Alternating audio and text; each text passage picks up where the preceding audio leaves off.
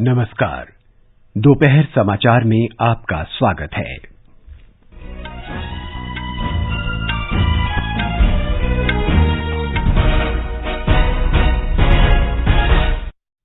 Rail मंत्री अश्विनी वैष्णव ने कहा, ओडिशा में बालेश्वर रेल दुर्घटना का कारण और इसके जिम्मेदार लोगों का पता चला। प्रधानमंत्री नरेंद्र मोदी ने रेल मंत्री से बात कर दुर्घटना स्थल पर पुनर्निर्माण कार्यों की जानकारी ली। G20 कार्य समूह की तीसरी बैठक हैदराबाद में जारी। उत्तर कोरिया द्वारा मिसाइल प्रक्षेपण के बारे में वास्तविक समय की निगरानी के लिए जापान, अमेरिका और दक्षिण कोरिया सुरक्षा संबंध बढ़ाने पर सहमत। और पेरिस में फ्रेंच ओपन टेनिस में शीर्ष वरीयता प्राप्त ईगा स्वितेक ने चीन की वांग शिन यू को हराकर चौथे दौर में जगह बनाई। दोपहर समाचार के साथ मैं नवीन सक्सेना। रेल मंत्री अश्विनी वैष्णव ने केंद्रीय मंत्री धर्मेंद्र प्रधान के साथ बहनागा रेल दुर्घटना स्थल का दौरा किया और रेल यातायात को बहाल करने के लिए जारी मरम्मत कार्यों का निरीक्षण किया। रेल मंत्री ने कहा कि रेल पटरी की मरम्मत का काम युद्ध स्तर पर जारी है। इस मार्ग पर रेलगाड़ियों की आवाजाही बुधवार तक शुरू होने की आशा है। रेल मंत्री ने यह भी बताया कि दुर्घटना के मूल कारण का पता लगा लिया गया है। इंक्वायरी का काम भी कमिश्नर ऑफ रेल सेफ्टी बहुत तेजी से उसमें आगे बढ़ गए हैं।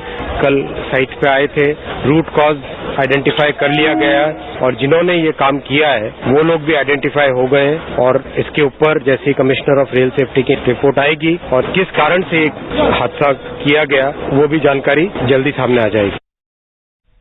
श्री वैष्णव ने कहा कि रेलवे सुरक्षा आयुक्त अब रेलगाड़ी के पटरी से उतरने की उच्च स्तरीय जांच कर रहे हैं और जल्द ही सच्चाई सामने आ जाएगी।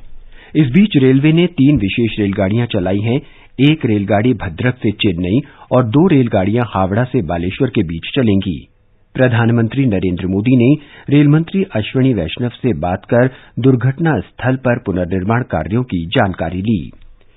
रेलवे और प्रधानमंत्री राहत कोष द्वारा अनुग्रह राशि की घोषणा के अलावा ओडिशा के मुख्यमंत्री नवीन पटनायक ने आज दुर्घटना में मारे गए प्रत्येक व्यक्ति के परिजनों को 5 लाख रुपए की अनुग्रह राशि देने की घोषणा की है। इसके अलावा गंभीर रूप से घायल यात्रियों के लिए 1 लाख रुपए की अनुग्रह राशि की भी घोषणा की। हमारे संवाददाता ने बताया है कि ओडिशा सरकार ने रेल दुर्घटना में मारे गए 160 अज्ञात शवों को भुवनेश्वर के विभिन्न शवगृहों में स्थानांतरित कर दिया है।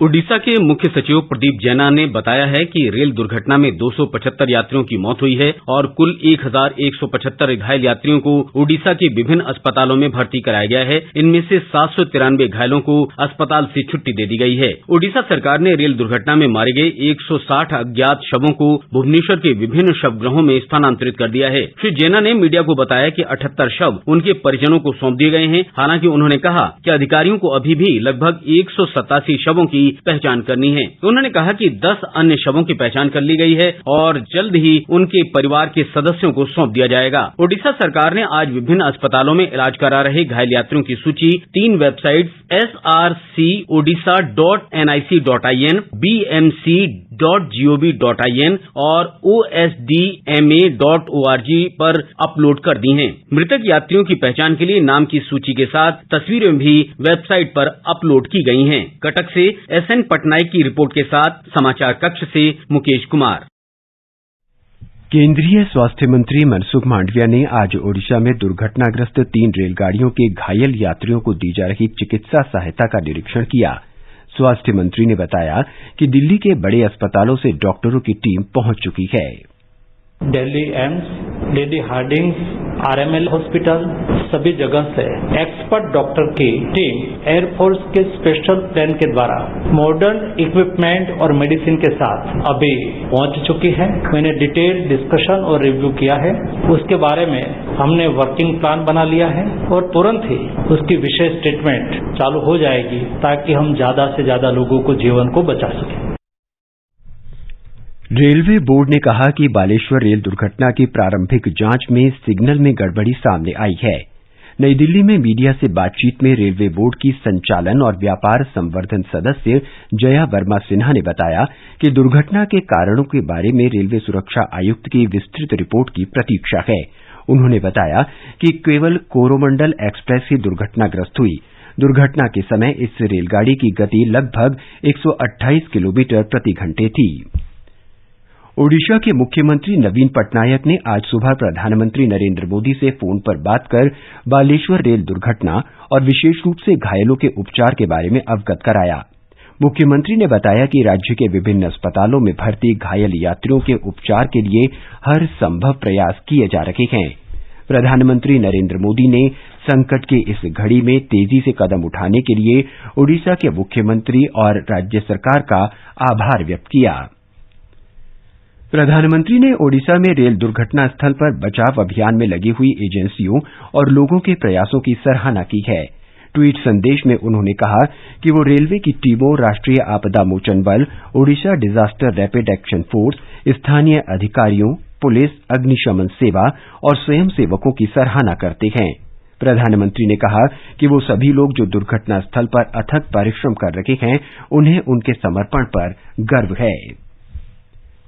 बिहार के 4 अधिकारियों का एक दल आज ओडिशा जा रहा है, जो बालेश्वर में हुई रेल दुर्घटना के बाद वहां फंसे बिहार के यात्रियों की वापसी को सुगम बनाने के प्रयास करेगा। राज्य के आपदा प्रबंधन विभाग ने इस दल का गठन किया है। रेल दुर्घटना में बिहार के कम से कम 3 लोगों की मृत्यु हुई है और 17 अन्य घायल हुए हैं। ओडिशा में रेल दुर्घटना के मद्देनजर नागरिक उड्डयन मंत्रालय ने विमानन कंपनियों को भुवनेश्वर की उड़ानों के किराए में असामान्य वृद्धि पर नजर रखने की सलाह दी है। मंत्रालय ने सभी एयरलाइन कंपनियों को किराया नहीं बढ़ाने के बारे में परामर्श जारी किया है। इसके अलावा मंत्रालय ने सभी एयरलाइनों को भुवनेश्वर की उड़ान का टिकट रद्द करने के लिए कोई शुल्क नहीं लेने की सलाह भी दी है। ये समाचार हमारी वेबसाइट newsonair.com/hindi और हमारे mobile app news on AIR पर भी उपलब्ध हैं। दोपहर समाचार में आपका फिर स्वागत है। G20 स्वास्थ्य कार्य समूह की तीसरी बैठक हैदराबाद में जारी है। स्वास्थ्य राज्य मंत्री भारती प्रवीण पवार बैठक में केंद्रीय स्वास्थ्य मंत्री डॉक्टर मनसुख मांडविया का प्रतिनिधित्व कर रही हैं। उन्होंने सभी के लिए उपलब्ध सार्वभौमिक स्वास्थ्य सेवा का लक्ष्य प्राप्त करने के लिए मौजूदा वैश्विक स्वास्थ्य प्रणालियों और क्षेत्रीय स्वास्थ्य पद्धतियों के बीच तालमेल बढ़ाने की जरूरत पर बल दिया। उन्होंने कहा कि महामारी के खतरा अभी समाप्त नहीं हुआ है और सभी को उसके प्रति सतर्क रहना होगा। Once in a century, health emergency has deeply scared the world, both developed and developing countries alike. It is widely understood that threat of pandemics is far from over, and they may keep recurring at frequent intervals with more severe consequences. इससे पहले केंद्रीय पर्यटन मंत्री जी किशन रेड्डी ने कहा कि सरकार 2030 तक सभी को स्वास्थ्य और चिकित्सा सेवा उपलब्ध कराने के लिए प्रतिबद्ध है। श्री रेड्डी ने कहा कि सार्वभौमिक स्वास्थ्य व्यवस्था के लिए सभी को तालमेल और सहयोग के साथ काम करना होगा।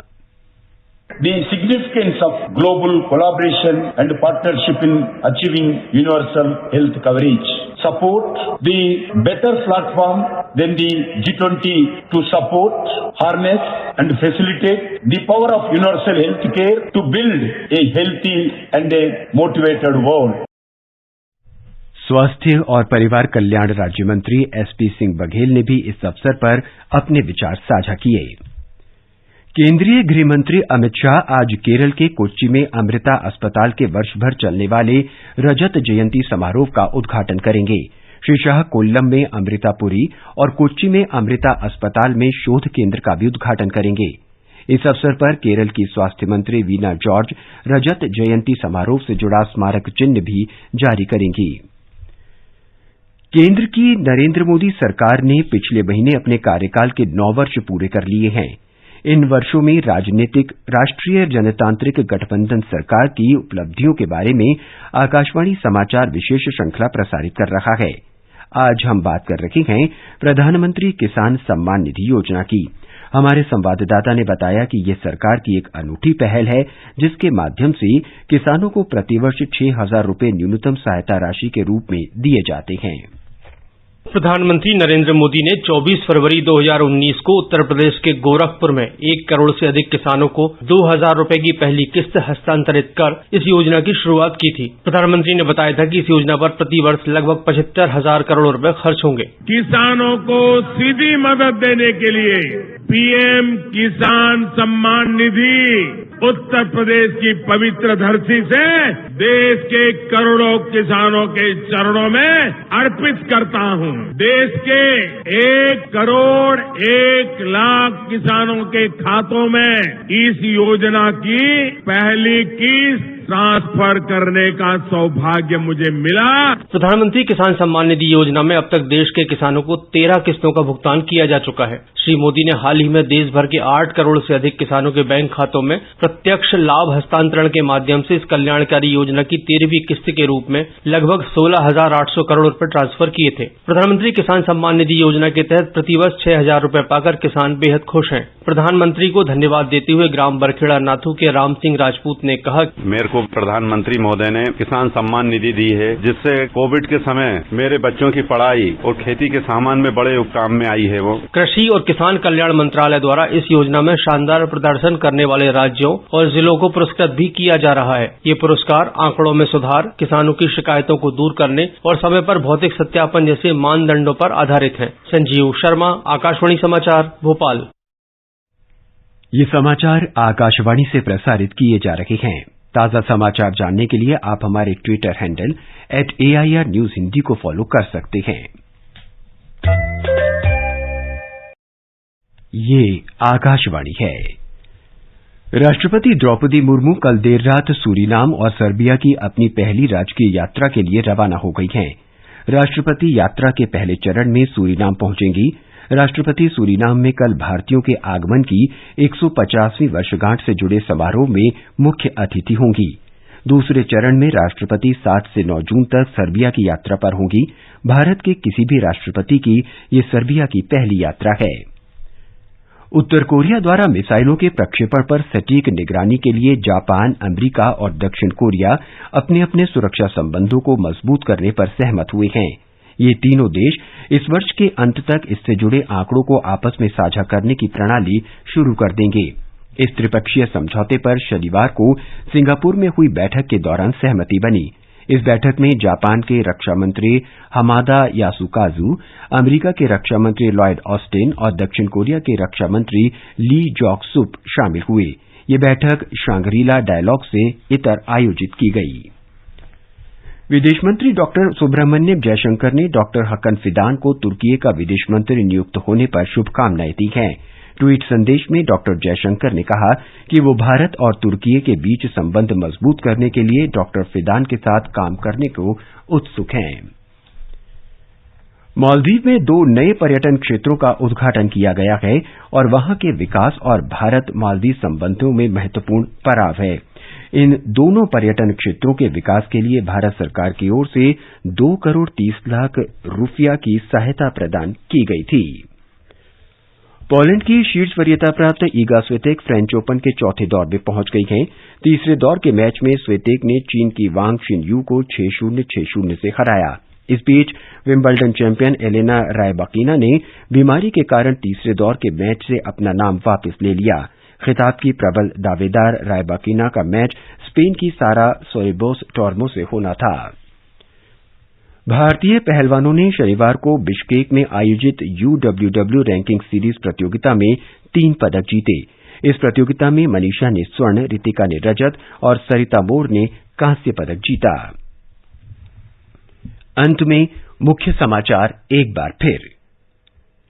रेल मंत्री अश्वनी वैष्णव ने कहा, ओडिशा में बालेश्वर रेल दुर्घटना का कारण और इसके जिम्मेदार लोगों का पता चला।